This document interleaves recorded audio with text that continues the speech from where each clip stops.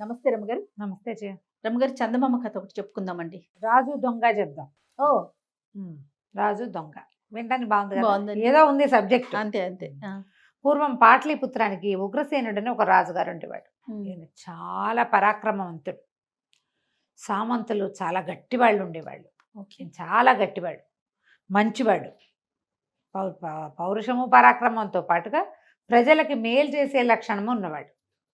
దాంతో సామంతులతోటి చాలా అంటే చిన్న చిన్న ప్లేసెస్ని పాలించేవాళ్ళు. సామంతులు అంటే పాటలీపుత్రం మెయిన్.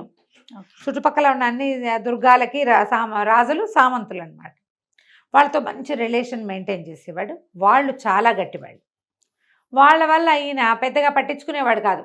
రాజ్యాన్ని వాళ్ళే చూసుకునేవాళ్ళని వాళ్ళ మీద వదిలిపెట్టేవాడు. ఈ వదిలిపెట్టే క్రమంగా ఏమైందంటే, ఈ సామంతులు ఈయనంత మంచివాళ్ళు కాదు. అందులో ఒక 6-7 మంది దుర్మార్గులు ఉండేవాళ్ళు. వీళ్ళు ప్రజల్ని పీడిచ్చేసేవాళ్ళు. రాజు అంట చూసుకుని, రాజుకి వాళ్ళంటే ప్రీతి. అదేలే. వాళ్ళ మీద ఎవరైనా చెప్పడానికి సాహసించేవాళ్ళు కదా, ఆయనకున్న ప్రేమ వల్ల. ఆయన ఒక 15 మంది చాలా మంచివాళ్ళు, ఈ 6-7గురిని ఆయన తెలుసుకోలేక ప్రజలు ఇబ్బంది పడుతూ ఉండేవాళ్ళు అనమాట.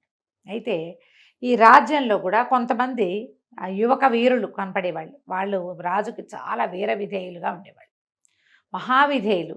ఆ విధేయుల్లో ఒకడు సహదేవుడు. ఈ సహదేవుడు రాజుగారికి విధేయుడుగా ఉండి క్రమంగా అతనికి ఏం తెలిసింది, ఈ రాజు మీద ఇంత పిచ్చి ఉండకూడదు మనకి, ఈయన సామంతుల మీద డిపెండ్ అవుతున్నాడు, సామంతులు కొంచెం దుర్మార్గులుగా ఉండి ఈ పనులు చేస్తున్నారు అని తెలుసుకుని వాళ్ళ మీద ఒక రకమైన తిరుగుబాటుగా చేసి, మెరుపుదాడి చేసేసి, వాళ్ళ దగ్గర ఉన్న డబ్బులు కొట్టేసి పేదలకు పంచిపెట్టి అలా చేసేవాడు. క్రమంగా అతను దొంగగా మారిపోయాడు. ఇట్లాంటి పనులు చేసేవాళ్ళు లోకోపకారం క్రమంగా కొండబెట్టి దొంగలు అయిపోతారు. అంతేగా, ఉపకారులు ఎప్పుడు దొంగలే అవుతారు. ఈ దొంగ అయ్యేసరికల్లా ఏమైంది, సామంతులు కొంతమంది చెప్పారు రాజుగారికి, ఇది వరకు మీ వెనకాల తిరిగేవాడు జేజేలు కొట్టే సహదేవుడు ఇప్పుడు దొంగ అయిపోయాడు అని. ప్రజల్లో కూడా ప్రథ పుట్టేసింది. ఇది వరకు రాజుగారి ఊరేగింపులు తప్పండి రాజుగారు వస్తారని కేకలు పెట్టే సహదేవుడు ఇప్పుడు దొంగ అనగానే ఆయన ఏం చేశాడు, ఎక్కడ కనపడితే అక్కడ సహదేవుని సంహరించమని ఆర్డర్స్ పెట్టేశాడు. వీడి గుణం మారిపోయింది అనుకున్నాడు ఆయన. బాగా ఆదరించడం వల్ల గుణం మారిపోయిందని షూటెడ్ సైట్ ఆర్డర్స్ ఉండేవి. అయితే ఏమైంది, సరే ఒకనాటి రాత్రి ఈయన నిద్రపోతుంటే ఆయనకి కల వచ్చింది. అది ఎప్పుడు 3:30 ఆ టైంలో. రాజా తొందరగా లే, దొంగతనానికి వెళ్ళాలి నువ్వు అని వచ్చింది. ఒక అమ్మవారు తేజి చక్కగా ఉంది, అలంకారం చేసుకుని కనపడతాం. ఇది భగవంతుడి ఆజ్ఞ, నువ్వు దొంగతనం చేయాల్సిందే అన్నది. ఈయన మేలుకు వచ్చింది. ఏమిటి ఇలా వచ్చింది విచిత్రంగా, ఏమిటో పిచ్చికళ్ళు వస్తున్నాయినా కానీ మంచినీళ్ళు దాకా పడుకున్నాడు. అరగంట బాగా గాఢంగా నిద్రపెట్టగానే, రాజా లే, దొంగతనానికి వెళ్ళు ఇంకా అని మళ్ళీ వచ్చింది. ఆవిడే కనపడుతోంది, దొంగతనానికి వెళ్ళు అని చెప్తోంది. ఇది భగవంతుడి ఆజ్ఞ. మళ్ళీ వచ్చింది ఆ కళ. ఆ కళనేనా అని లేచి చూసుకుంటే సమయం మారింది తెలుస్తోంది. మళ్ళీ మంచినీళ్ళు తాగాడు, మళ్ళీ పడుకున్నాడు. తెల్లవారుతూ ఉండగా మళ్ళీ వచ్చింది కళ. ఇంకా తెల్లారల 4:15 అయింది. కొంచెం తూర్పు రేఖలు తెల్లబడతాయి కదా, మళ్ళీ వచ్చింది కళ. రాజా లే, దొంగతనానికి వెళ్ళు, ఇది భగవంతుడి ఆజ్ఞ, వెళ్ళకపోతే కుదరదు, నువ్వు వెళ్ళకపోతే నీ మరణము తథ్యము, నీకు రాజ్యం పోవటము తథ్యమే. ఈ వాక్యాలు వచ్చాయి. నిద్రలేచేసాడు ఈయన. అది మంచి చలికాలం, 7 అయితే కానీ సూర్యోదయం అవ్వదు. ఏం చేశాడు, సరే పైబట్ట ఒకటి భుజాన్ని వేసుకుని కాపలా వాళ్ళు గమనించకుండా బయటకు వచ్చేసాడు. నేను దొంగలా నడుస్తున్నాను నేను అనుకున్నాడు. ఎందుకు తన్ని దొంగతనం చేయమంది, ఎందుకు భగవంతుడు తన్ని దొంగతనం చేయమన్నాడో ఆయనకు అర్థం కాల. కానీ ఏం దొంగతనం చేయాలి, నేనేం చేయాలి? సరే ఏం చేశాడట, నడుస్తూ వెళ్ళాడు. మంచి దట్టమైన చీకటి, చలి. ఈయన గట్టిగా భుజాల చుట్టూతా ఒక శాల్వా లాంటిది వేసేసుకున్నాడు. ఒక పై బట్ట ఉంది కదా, దానిట తలకు చుట్టుకున్నాడు. తనెవరో గుర్తుపట్టకుండా నడవటం మొదలుపెట్టాడు. నడుస్తూ ఉంటే ఒక చిన్న ఎలా ఉందంటే, ఈ వీళ్ళ ప్రాంతం ఏంది, కోట, ఒక మాదిరి అడవిగా ఉండి అక్కడి నుంచి ఊరు మొదలవుతుంది. ఆ అడవిని దాటుతూ ఉండగా ఈయనకి గుర్రం మీద ఒక మనిషి కనపడ్డాడు. ఎవరు నువ్వు అంటే ఎవరు నువ్వు అని అనుకున్నారు. అనుకుంటే రాజు అన్నాడు, ఈ సమయంలో నువ్వు ఎందుకు వెళ్తున్నావు, ఎక్కడికి వెళ్తున్నావు? ధైర్యస్తుడు అయితే నాతో తలపడు. రాజుగారికి వరలో ఖడ్గం కూడా ఉంది. వాడు కత్తి తీశాడు, ఈయన కత్తి తీశాడు. ఇద్దరు చెడామడా పోరాడారు. పోరాడిన తర్వాత సహదేవుడు కాస్త ఆ రెండో వాడు కాస్త ఓడిపోయాడు. ఓడిపోయి చంపేయి నన్ను, నీ చేతిలో ఓడిపోయాను నేను అన్నాడు. అనేసరికల్లా ఈయనన్నాడు, నిన్ను చంపడానికి ఫైట్ చేయలేదు, ఎదురుపడ్డవాడితో యుద్ధం చేయాలన్నది నియమం కాబట్టి చేశాను. నీ పేరేమిటి, నువ్వెవరంటే నా పేరు సహదేవుడు అన్నాడు. అనగానే ఈయన ఆశ్చర్యపోయాడు.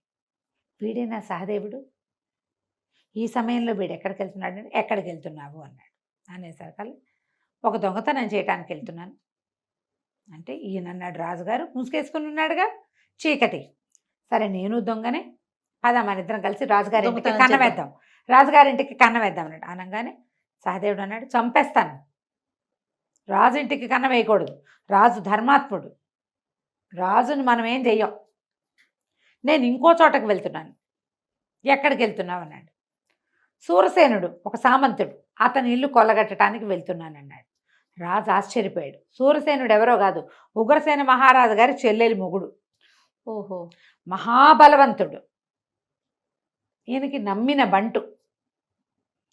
ఈయన తెలబోయి, అదేమిటి రాజుగారి ఇంటికి వద్దంటూ రాజుగారి బావమరిది ఇంటికి వెళ్తానంటావు, ఆయన మహానుభావుడో గడిది గుడ్డ అన్నాడు ఇతను సహదేవుడు. కడు దుర్మార్గుడు సూరసేనుడు, వాడిని కొల్లగొట్టాల్సిందే ఇవాళ ఏమైనా సరే. ఆ చెల్లెలు, రాజుగారి చెల్లెలు చస్తూ బతుకుతూ కాపురం చేస్తుంది అతనితోటి, నీకేం తెలుసు లోగుట్టు, నాకు తెలుసు, రా నాతోటి రా అన్నాడు. సరే ఏం చేశాడు ఈయన, ఇప్పుడు దొంగతనం తను పట్టుబడితే పరుపోతుంది. సహదేవుణ్ణి చంపమని ఆర్డర్స్ ఇచ్చింది తను, వాడితో పాటే తను తిరిగితే ఇంకా పరువు తక్కువ.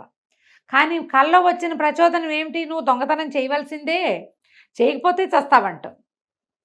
సరే బాగానే ఉందని అతనితో పాటు వెళ్ళాడు.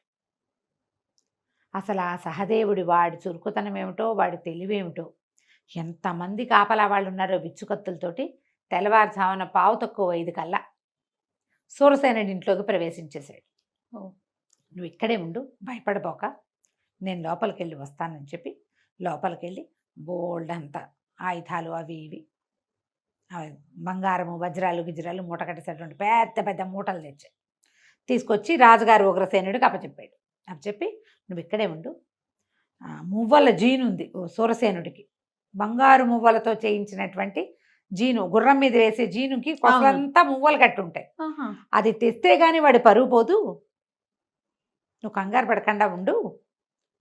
మరి మూటలు ఎట్లా పట్టుకెళ్తాంటే మూటలు పట్టుకెళ్ళచ్చు, జీను పుచ్చుకొస్తాను నేను, మూటలు పుచ్చుకొని మనం పారిపోదాం, నువ్వు ఇక్కడే కాపలా ఉండన్నాడు. రాజుగారి భయంగానే ఉంది, పట్టుపడితే పరుగు పోతుంది, అంతే, తన బావమరిదిల్లు పైగా. సరే ఇతను పైకి వెళ్ళాడు సహదేవుడు. పైకి వెళ్ళేసరికల్లా మువ్వల జీను తీస్తుంటే మువ్వలు కదిలితే మోగుతాయి, గల్లు మనంగానే సూరసేనుడు నిద్రలేచాడు. భార్య పక్కపక్కనే, అతను పక్కపక్కనే పడుకున్నారు పంచం. కేకలు పెట్టాడు, ఎవరు అనేసరికల్లా భార్య కూడా లేచింది. ఎందుకండి కేకలు పెడతారు, గాలికి మువ్వలు మోగి ఉంటాయి, ఏ చెట్లు రాసుకున్నాయో గాలికి మోగుతాయి మువ్వలు, ఎందుకంత ఆత్రపడుతున్నారు? 2 రోజుల నుంచి చూస్తాను, ఏదో కంగారు పడతారు ప్రతిదానికి, ఏమిటి మనసులో ఏం పెట్టుకున్నారో చెప్పండి అంది. ఎప్పుడైతే వీళ్ళు లేచి మాట్లాడతారో సహదేవుడు అలర్ట్ అయిపోయాడు. గది గుమ్మం పక్కనే నిలబడేసరికల్లా ఇతను అన్నాడు సూరసేనుడు, నాకేం భయం, నాకు భయం ఏంటి, తెల్లాడితే అర్ధరాజ్యం వస్తుందన్నాడు. అనేసరికి భార్య, అదేమిటి మీరు రేపు మీటింగ్ ఉందని నాకు తెలుసు, కానీ మా అన్నయ్య మీకు అర్ధరాజ్యం ప్రకటించబోతున్నాడా? ఆడు ప్రకటించడం ఎందుకు, వాడిని చంపేసి రాజ్యం సాధిస్తానన్నాడు. అనగానే భార్య, అదేంటండి అంత పని చేస్తారా, మా అన్నయ్యని చంపేస్తారా అని అరిచింది గట్టిగా. సహదేవుడు ఇదంతా వింటున్నాడు. చంపకేం చేస్తాం, రాజుగారి చెల్లెలు మొగుడులా ఉండిపోమంటావా? నాతో పాటు 6 ఉన్నాం మేము, రేపొద్దున మీటింగ్లో మీ అన్నయ్యని కుమ్మేస్తాం, చంపేసి రాజ్యం 2 భాగాలు, సగభాగం నాది, మిగిలిన సగం వాళ్ళ 5 పంచుకుంటారు అనేసరికల్లా అమ్మాయి లబోదీపోమని కేకలు పెట్టింది. ఇట్లా చేస్తావా, అన్యాయం కాదా? నువ్వు సైన్యాధిపతిగా ఉన్నవాడిని నిన్ను సామంతం చేశాడు, నీకు నన్ను ఇచ్చి పెళ్లి చేశాడు, రేపొద్దున మన పిల్లని తన కొడుకు చేసుకుంటాడు, పిల్లలు పుడితే, ఇంత అన్యాయం చేస్తావా అనగానే ఆయన లేచి దవడబాయి కొట్టేశాడు, పెళ్ళాన్ని పటాపటా కొట్టేశాడు, సొమ్మసిల్లిపోయేదాకా కొట్టేశాడు. ఈ సహదేవుడు అదంతా నిలబడి చూస్తూ ఉన్నాడు. ఎప్పుడైతే ఈయన పెళ్ళాన్ని చావగొట్టాక ఆయన మంచం ఎక్కి పడుకున్నాడో అప్పుడు మెల్లిగా మువ్వలు జీనిపుచ్చుకొని దిగేశాడు. దిగేసేసి మరి పద రాజుగారి దగ్గరికి వెళ్ళిపోదాం, సూరసేనుడు ఇంత పని చేయబోతున్నాడు, నాకు ముందే తెలుసు వీడు దుర్మార్గుడని, రాజు ప్రాణాలకు ప్రమాదం అన్నాడు. అనేసరికల్లా రాజు అన్నాడు, అట్లా కాదు, ఇప్పుడు నువ్వు బయలుదేరి వెళ్ళావనుకో కోటలోకి నేను వెళ్ళకముందే నిన్ను పట్టేస్తారు. రాజుకి ఏమని చెప్తావు అంటే, నువ్వు వెళ్ళే లోపల నేను రాజును చూడాలంటే వాళ్ళు ఎందుకు ఒప్పుకుంటారు? నీ మీద షూటెడ్ సైట్ ఆర్డర్ ఉంది కదా, అంతే. చూడగానే చంపేస్తారు సైనికులు. నేను చెప్తానులే రాజుకు అన్నాడు. నేను చెప్తాను, నువ్వు మన ఇద్దరం మళ్ళీ కలుసుకుందాం, ఒక సంకేతం చెప్పు, ఎక్కడ ఉండమంటావో ఎక్కడ ఉంటావో చెప్పు, నేను వెళ్ళి రాజుగారికి చెప్తా. నేనెవరో తెలీదు, నేను పేరు పొందిన దొంగని గాను, నేను వెళ్ళిపోతా, మామూలుగా వెళ్ళి రాజును కలిసి చెప్తా ఇతని సంగతి, ఎవరు విన్నారో నేనే స్వయంగా నా చెవులతో విన్నానని చెప్తాను అని చెప్పేసరికి సరే అన్నాడు. సహదేవుడు ఏం చేశాడు, ఈ మొత్తం ధనం మూటలన్నీ పుచ్చుకొని గుర్రం ఎక్కి వెళ్ళిపోయాడు. అడవిలో తమ ఎక్కడ కలుసుకోవాలో ఒక సంకేతం చెప్పాడు.